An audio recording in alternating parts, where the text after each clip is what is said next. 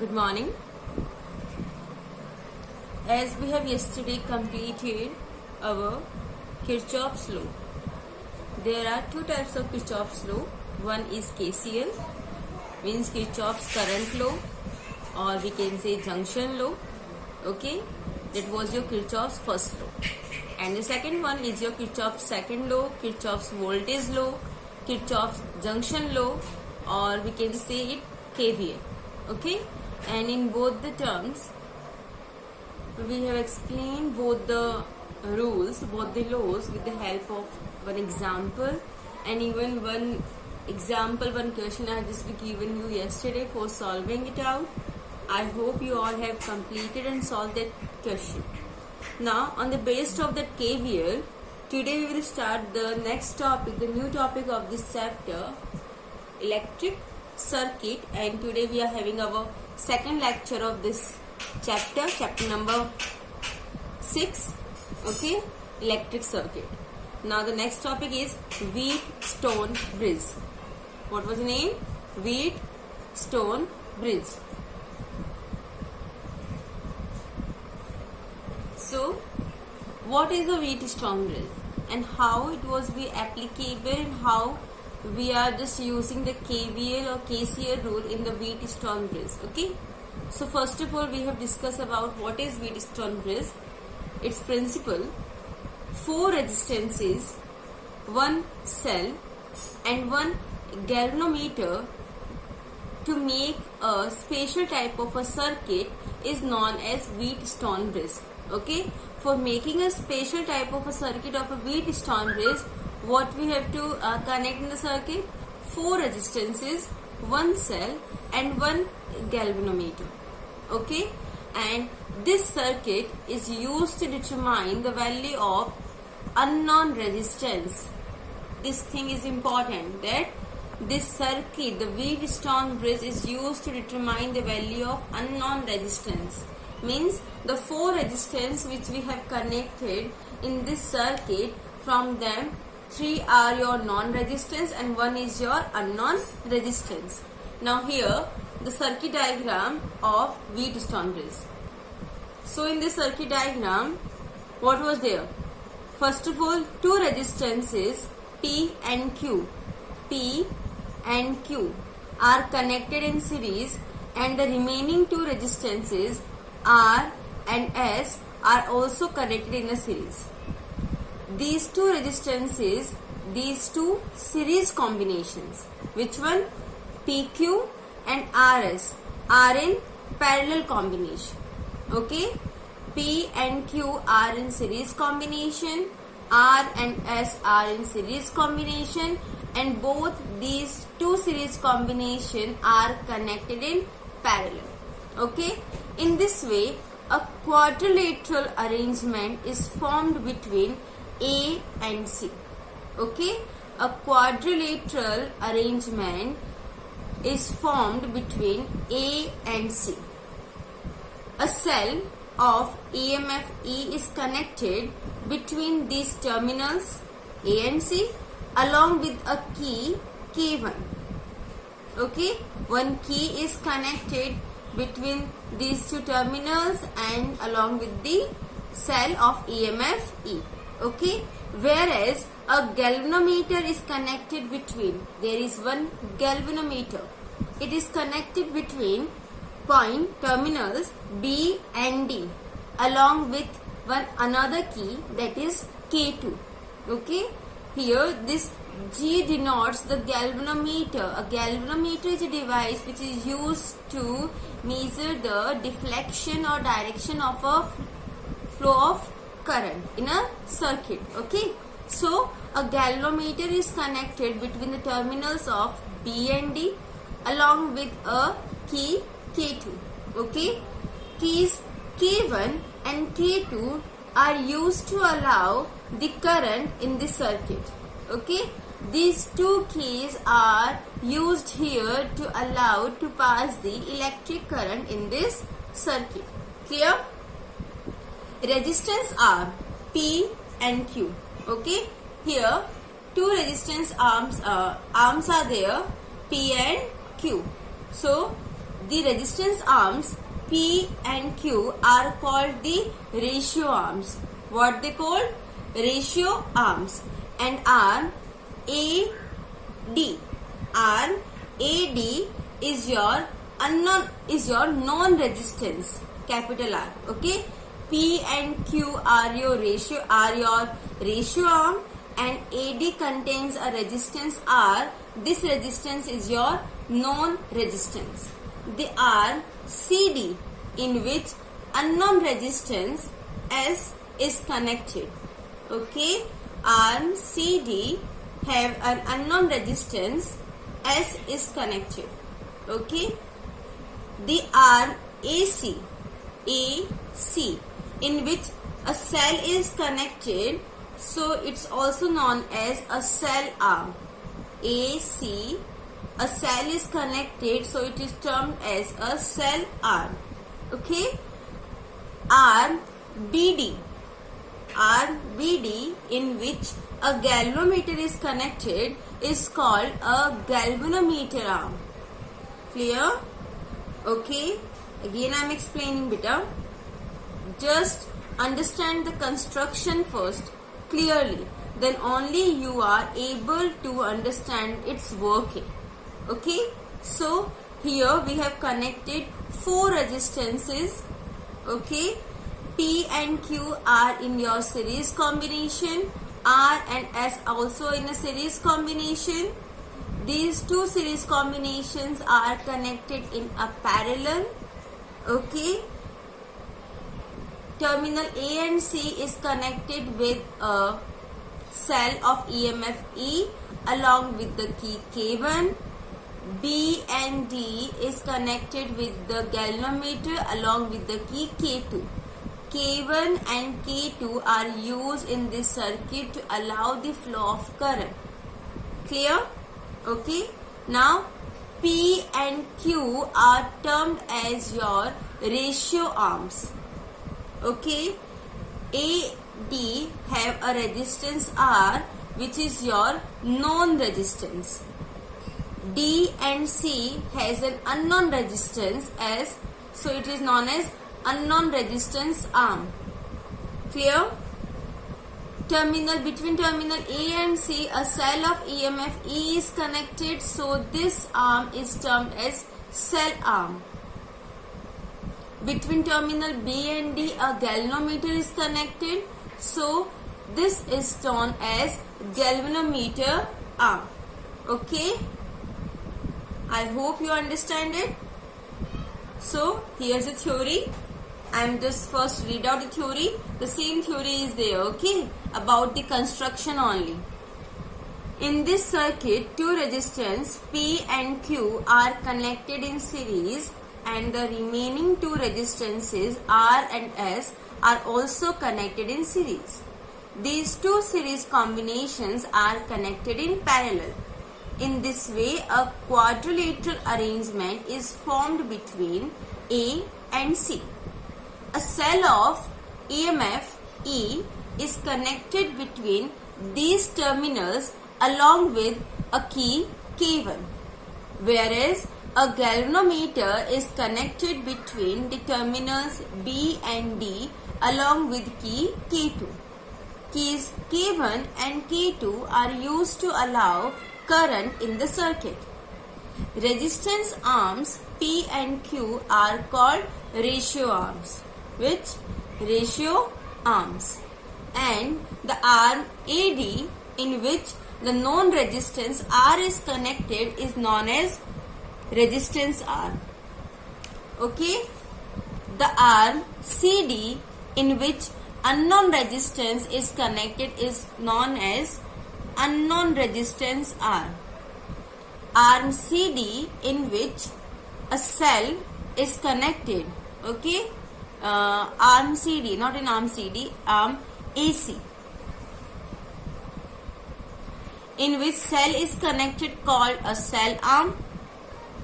Arm BD, in which galvanometer is connected, is called galvanometer arm. Okay, so I hope you well now understand about this construction of the Wheatstone. bridge.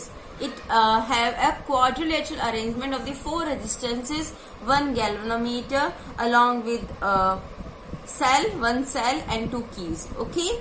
Now in this we have to find the unknown resistance. Okay, and in this circuit the unknown resistance is your S, which is connected in CD arm. Okay, so for that, for calculating the unknown resistance, what we have to first create, we have to create a balanced condition. With the help of the balanced condition only, we can easily calculate the value of the unknown resistance which is connected in the Wheatstone bridge special circuit. Okay, so what is the balanced condition here? And what does the balanced condition means? Just understand this concept clearly, because this balanced condition concept is used in this entire chapter again and again. So just be careful and understand this concept. Okay, and if you have any doubt, you may ask about this concept, because this balanced condition is also being used in meter bridge, potentiometer. Okay, again and again. So first of all, in Wheatstone bridge, what does the balanced condition means? When key K1 is closed, means the key K1, which key is K1? Which is connected along with the cell of EMF E. Okay, if it is closed means current will start to flow in the circuit with the help of the cell EMF E. Okay, so when key K1 is closed, current I is flowing and it divides in 2 parts at junction A. Are you able to understand? I am just showing you diagram again. From diagram you can easily understand what is the balanced condition. Okay, so here now when key K1 is closed, as it's closed, okay, it was just tapped to each other, then the current will start to flow, and current, you know it very well, it starts from positive direction. So it starts from this cell, and as it reaches at point A, the current I is bifurcated into 2 parts. Okay, so the current through the branch AB is your I1 and through branch AD is your I2. Okay, now I1 is flowing and reached at the point B, and I2 is flowing in this resistance R and reached to the point D. Clear? Any confusion? Okay, now when key K2 is closed, okay, right now when the current is flowing up to here, the key K2 is open. Okay, means in off condition. Now as the current reaches here, we have just close the key K2, and galvanometer gives the deflection. Okay, as the current, this key has been closed, the galvanometer start to give us the deflection. Okay, deflection from B to D, B to D. Now potential at points B and D is VB and VD. At B it's VB and at D it's VD. Okay, now we have just take one condition also, that as the key K2 is closed, galvanometer gives deflection, and we are just applying that when VB is greater than VD, means the potential at point B is greater than the potential at point D. Okay, then the current flows from B to D. Okay, because according to the Ohm's law, V proportional I. So as the potential at point B is greater, then the current will start to flow from this direction. Okay, and potential at point D has been not more than this. Less potential is there, so it will not be enter the current from this direction. Clear? So we are just applying the condition that VB is greater than VD, then the current will start to flow from B to D. Clear? Now, so we have just create the potential at B is VB and potential at D is VD. Okay. Now the values of VB and VD depends on the values of the resistance of the arms. Okay, they will entirely depends upon the resistance of the arm. What was the resistance? Okay, and here galvanometer consists a little bit amount of resistance. Okay, now what we have to? We have to select the resistance of the Wheatstone bridge such that galvanometer gives no deflection. We have to settle down the value of the resistance as like that there is no current is flowing from this arm through this galvanometer arm, and when there will be no current is flowing through this arm, then it will be considered that the galvanometer doesn't show any deflection. Just listen to me carefully what I am saying. Okay, first of all we have considered that VB is greater than VD. Then current will starts to flow from B to D. Okay, so B point carries potential VB and D point carries potential VD. Okay, the value of VB and VD depends upon the value of the resistance of the arm. What was the resistance of the arm? And now what we have to? We have to select the resistance in the Wheatstone bridge such that galvanometer gives no deflection. Okay, the resistances which we have selected in the Wheatstone bridge, we have to select like that the galvanometer doesn't show any deflection. And what does this statement means?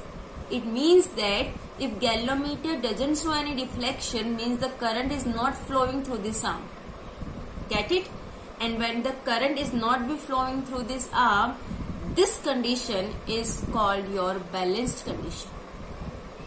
This condition is called your balanced condition. Means in this condition, the current I1 is entirely flow from A to B and B to C, and I2 from A to D and D to C. There is no bifurcation between point B and D. Okay, because there is no resistance. It's a balanced condition. There is no deflection. There is no current. No any current is flowing from B to D.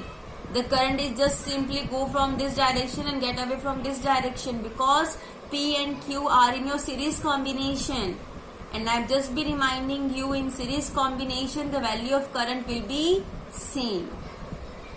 Okay, the value of current will be same. Clear? Okay, now just go through this. What is theory is there?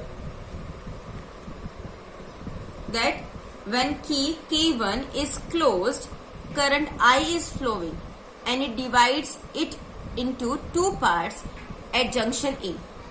Current through branch AB is I1 and through branch AD is I2. When key K2 is closed, galvanometer gives deflection. When VB is greater than VD, then the current in galvanometer flows from B to D. Potentials at point B and D are VB and VD. The value of VB and VD depends on the value of the resistance of the arms. Now we select the resistance in Wheatstone bridge such that the galvanometer gives no deflection, and this is called the balanced condition. Okay, when the galvanometer gives no deflection, then this is called your balanced condition. And in this condition, potential at B and D are equal. That is, I1 is equals to I3 and I2 is equals to I4 in this condition. And what's the condition, beta? What is the condition? That VB is equals to VD. And when this condition is we have got, then it means there will be no current is flowing from B to D arm. Galvanometer arm means through the galvanometer there will be no current deflection. So Ig is equals to 0. Ig equals to 0. Here I am just drawing the diagram, beta, so you can easily understand through this.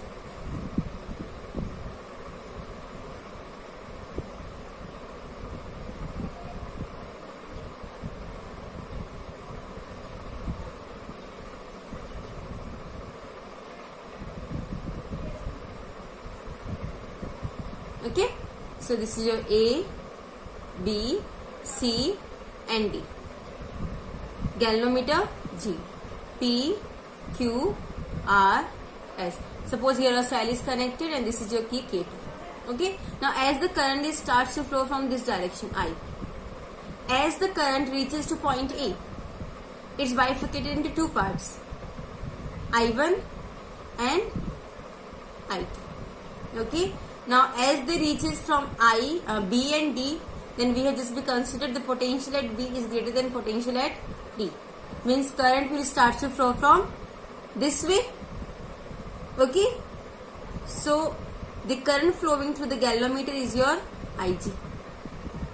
So as the current I1 reaches to point D, some of the part of the I1 is going through this way, Ig, and the remaining will be flow from this direction. The remaining current is denoted by I3. And what is your remaining current? I1 minus Ig. Okay, now I2 is coming from this direction and Ig is coming from this direction. Both they meet at point D and together they are going through this arm DC. So that current which is flowing through DC is denoted by I4. Now as I have told you that the current flowing through this is the combination of current which is coming from DD, that is Ig, and from AD, that is your I2. So I4 is I2 plus Ig. Okay, and both the combination of I3 and I4 are coming and again they will be add up here.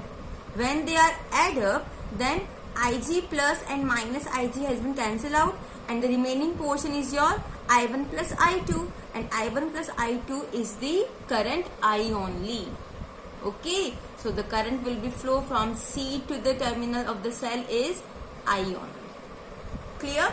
Now as we have got the balance condition. Which condition? Balance condition. And what is your balance condition? When galvanometer gives no deflection, means the value of the current flowing through the current is 0. Through this arm is 0. So we have just be applied a balance condition that VB is equals to VD and Ig. And this condition is only be applicable when current flowing through is your 0. Ig equals to 0. Now when we are just talking about VB, VB means VA minus VB, and for VD, VA minus VD. Apply the Ohm's law. A minus B, current I1 is flowing, resistance is your P. So I1 into P. A to D, current I2 is there, resistance is your R. So I2 into R. Okay, equation number 2. Similarly, now here for balance condition, VB minus VC, VD minus VC. Okay, VB minus VC is equals to VD minus VC. Okay, now the current flowing through D to C is your I3 and the resistance is Q, and from D to C is your I4, resistance is your S. Now as we all know that the current flowing through the galvanometer is 0, there will be no deflection showing in the galvanometer, balance condition, then the P and Q and R and S are in a series combination. The same amount of a current is flowing through the ratio arms. So I1 is equals to I3 and I2 is equals to I4. Just replace the value of I3 and I4 by I1 and I2. So I1 into Q, I2 into S. I hope you are able to understand why we have just get these values. Because there will be no deflection beta through BD. Ig is your 0. Then the same amount of current is flowing through the resistance Q. That was your I1 only. And the same amount of a current is flowing through the resistance S. That is your I2 only. So I1 is equals to I3 and I2 is equals to I4. Replace both the values. Then I1Q, I2S. Okay, equation number 3. Just divide equation 2 by equation 3. What we get? I1P divided by I1Q, I2R divided by I2S. Clear? Okay. Now I1 and I1 cancel out, I2 and I2 cancel out, P upon Q is equals to R upon S, equation number 4. And this P upon Q is equals to R upon S means the ratio arms, both the ratio arms are equal to each other. This is your balance condition. This is your balance condition. Okay? Clear? Now, this is the balance condition, and from this equation it is clear that in balance condition the ratio of resistance in ratio arms is same. Okay, the ratio of resistance of the ratio arms are same, are equal to each other. Now, as I told you, P and Q are your ratio arms, R is your non-resistance arm, and S is your unknown resistance arm. And what we have to determine is by Wheatstone bridge. Why the all calculation we have done? What is the principle of Wheatstone bridge? That we have to calculate the value of unknown resistance. So from this equation number 4 we have to evaluate the value of unknown resistance S. So the S is equals to Q upon P into R.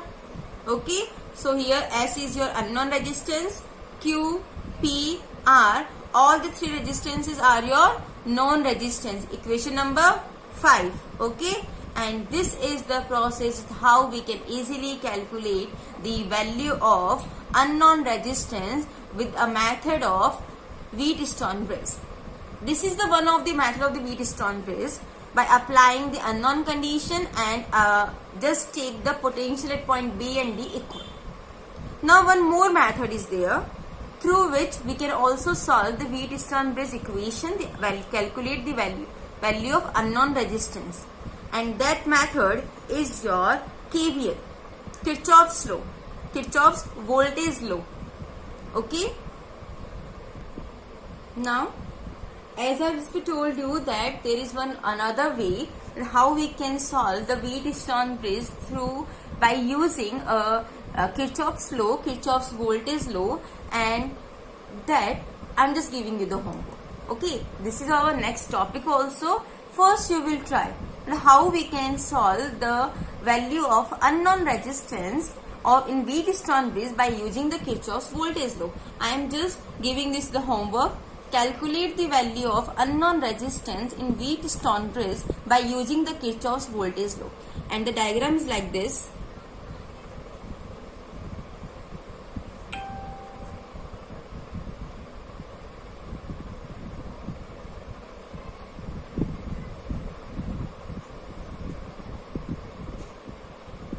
Okay, 4 arms are there in a quadrilateral shape, A, B, C and D. P, Q, R, S are your resistances. Okay, through B and D a galvanometer and a key is connected, K2, and the terminal A and C is connected with the cell of a EMF E and with the key K1. This is also the symbol of a key. Okay. Now, as the key closed, then the current will starts to flow. As the current will reach at point A, what? Bifurcated into two ways, I1 and I2. First of all, we have just applied the condition VB is greater than VD. Then the sum of the amount from I1 has been flow through galvanometer G, and the remaining from here, that is your I1 minus IG. Okay, I2 is coming from this way, IG is coming from this way. As the potential at point D is low, so both the current will be add up and flow through the arm DC, that is your I2 plus IG. And when both are at point C, then current I will start to flow again. Okay, so here you have to calculate the value of S by applying the same process, means the same ratios will be coming. Which one? P upon Q is equals to R upon S. These ratios are coming, beta, but you have to apply the Kirchhoff's law. The Kirchhoff's law, this is your one loop, this is your another loop, just starts to flow. As you have made the equations, then you have to apply a balance condition. VB is equals to VD. When you apply this condition, then you have to take IG equals to 0. What you have to do? You have to first apply the KVL in loop 1 and in loop 2. Okay? By this process only, VB is greater than VD. As you have made the equations by using the KVL, then you have to be applied in both the equations of these two loops, that VB is equals to VD, then IG equals to 0. And those terms which include the IG, you have to make them 0. And then you have to take the ratios of loop 1 divided by loop 2. Okay? Then you can easily get through this equation. One more thing, that the resistance in this BD arm is G. Consider G because somehow little bit amount of resistance is present, and this resistance you have to be considered G. Okay, so there are 4 resistances you have to be used: P, Q, R, and this through this arm current IG is flowing, and the resistance is your G you may include. Okay, because when you are just put this value, this equation, then it will be turns to 0. Okay, just try by your own firstly, then tomorrow we will start through this topic only, that how we can calculate the value of unknown resistance in Wheatstone bridge by using the KV. Okay, by solving by your own, it will be in your practice how you can easily solve the KVL. Okay, and tomorrow also we have discussed that numerical which have been provided you or given you in your yesterday's lecture. Okay, till then you will try to solve the questions. Okay, and I hope you can. Okay, thank you. That's all for today.